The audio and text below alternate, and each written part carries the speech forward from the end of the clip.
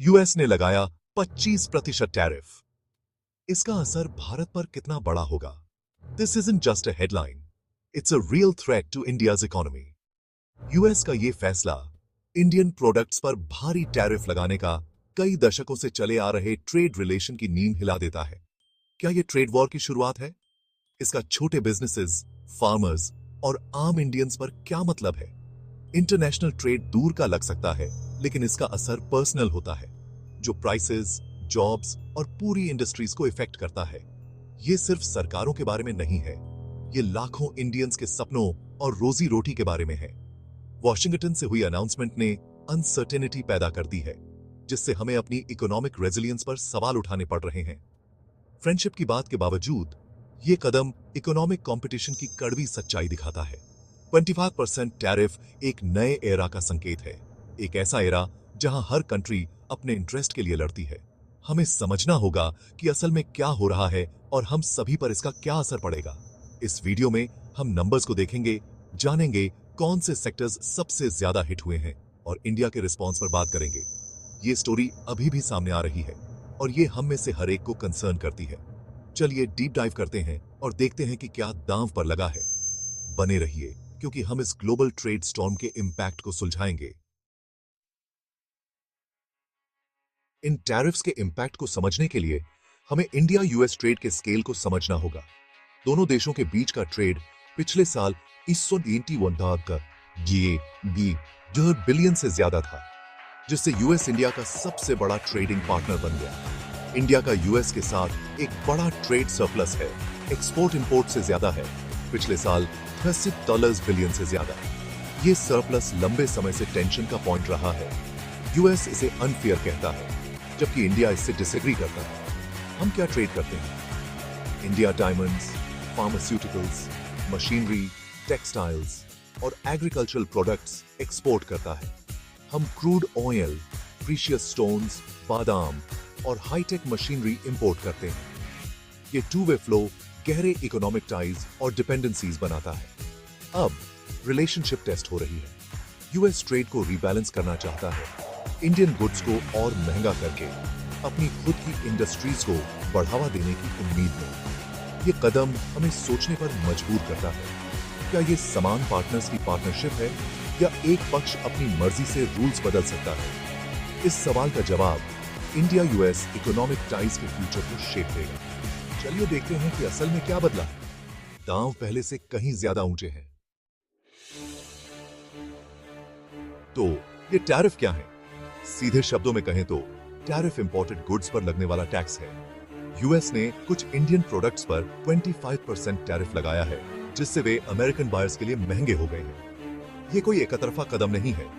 ये steel, aluminium, कुछ agricultural goods और हैंडीक्राफ्ट्स जैसे स्पेसिफिक सेक्टर्स को टारगेट करता है। मकसद ट्रेड इश्यूज पर इंडिया पर प्रेशर डालना और बातचीत के लिए मजबूर करना। ये ट्रेड बैलेंस, इंटेलेक्चुअल प्रॉपर्टी और मार्केट एक्सेस पर चल रहे विवादों का एक एस्केलेशन है। इंडियन एक्सपोर्टर्स के लिए इसका मतलब यूएस मार्केट में अचानक गंभीर चुनौतियां हैं। इंपैक्ट इमीडिएट और रियल है।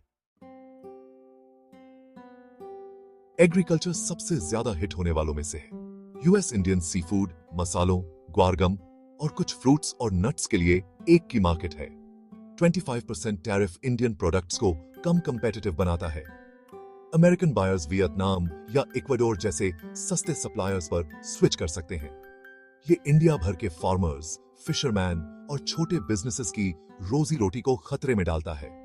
यहां तक कि नीश प्रोडक्ट्स और छोटे एक्सपोर्टर्स भी रिस्क में हैं, क्योंकि एस्टेब्लिश्ड सप्लाई चेन्स में डिसरप्शन का सामना करना पड़ रहा है। मैसेज क्लियर है, कुछ की मार्केट्स पर निर्भर रहना हमें कमजोर बनाता है। इंडिया को एक्सपोर्ट डेस्टिनेशंस को डाइवर्सिफाई करना होगा और किसी एक कंट्री पर डिपेंडेंस कम करनी होगी। फार्मर्स के लिए ये ग्लोबल ट्रेड वॉर में सर्वाइवल की लड़ाई है। इंडिया के खेत अब फ्रंट लाइन पर हैं। इंडिया का टेक्सटाइल और हैंडीक्राफ्ट सेक्टर, जिसमें लाखों लोग काम करते हैं, को एक बड़ा झटका लगा है।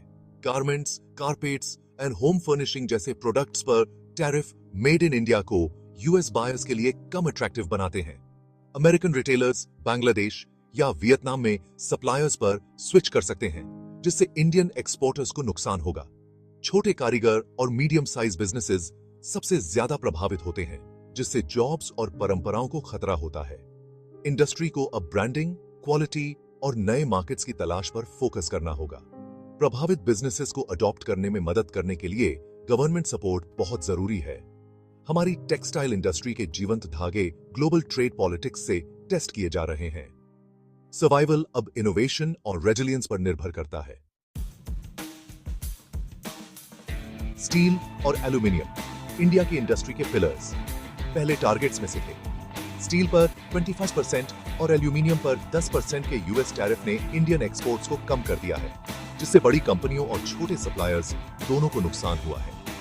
एक्सेस प्रोडक्शन डोमेस्टिक मार्केट में भर जाता है या कम प्राइसेस पर विदेशों में बेचा जाता है, जिससे प्रॉफिट कम हो जाता है।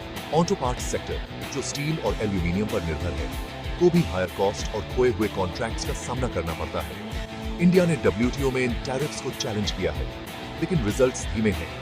इस बीच कंपनियों को एक कठिन ग्लोबल मार्केट से अडॉप्ट करना होगा। ऐसे झटकों से कोर इंडस्ट्रीज को प्रोटेक्ट करना अब टॉप प्रायोरिटी है। चैलेंज रियल और जारी है।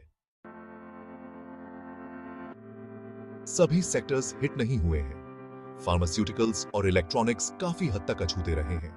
इंडिया यूएस को अफोर्डेबल जेनेरिक मेडिसिन का एक बड़ा सप्लायर है। यहां टैरिफ से अमेरिकन हेल्थ केयर कॉस्ट बढ़ जाएगी। टैक्स सेक्टर, जिसमें आईटी सर्विसेज शामिल हैं, यूएस कंपनियों के साथ गहरे रूप से इंटीग्रेटेड है। इसे बाधित करने से दोनों पक्षों को नुकसान होगा। ये म्यूचुअल डिपेंडेंसी इन सेक्टर्स को फिलहाल बचाती है, लेकिन माहौल अनसर्टेन रहता है। फ्यूचर के विवाद फैल सकते हैं। इंडिया को अपनी बढ़त बनाए रखने के लिए इनोवेशन करते रहना चाहिए। मौजूदा शांति केवल अस्थायी है। विजिलेंस और स्ट्रेटेजिक प्लानिंग जरूरी है। इंडिया चुप नहीं बैठा है। जवाब में इंडिया ने बादाम, सेब और कुछ केमिकल्स जैसे यूएस गुड्स पर जवाबी टैरिफ लगाए। ये टारगेट्स स्पेसिफिक अमेरिकन इंडस्ट्रीज और रीजन्स पर प्रेशर डालने के लिए चुने गए हैं। जवाबी कार्रवाई जोखिम भरी है। यह तनाव बढ़ा सकती है और दोनों पक्षों को नुकसान पहुंचा सकती है। इसलिए इंडिया डिप्लोमेसी भी अपना रहा है, एक नेगोशिएटेड सॉल्यूशन की तलाश में। पर्दे के पीछे दोनों देशों के अधिकारी लगातार बातचीत कर रहे हैं।